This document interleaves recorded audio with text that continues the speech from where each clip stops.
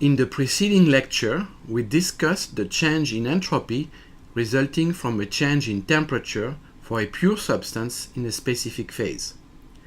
We know that a change in temperature may also lead to a change in phase, so it will be necessary to discuss how the entropy changes when the physical state of matter changes.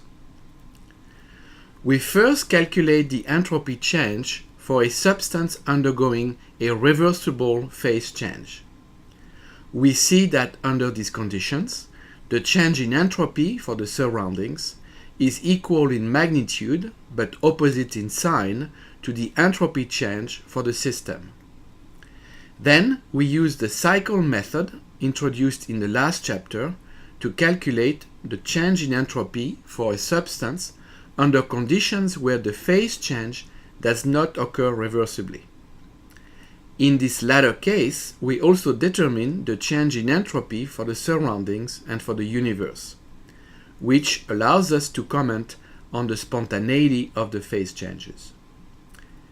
We then revisit a number of examples discussed in the last lecture and provide a qualitative explanation for why processes are spontaneous in one direction and non-spontaneous in the reverse direction. Subsequently, we use what we learn about the change in entropy resulting from a temperature or a phase change to determine the exact magnitude of the molar entropy of any substance in any phase at any temperature. To achieve this feat will require us to state and make use of the third law of thermodynamics, which states that molar entropy of substances in the crystalline state at 0 Kelvin should be 0.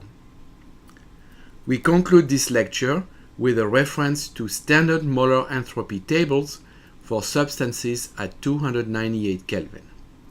These data tables will be very useful for the calculation of entropy changes for chemical reactions.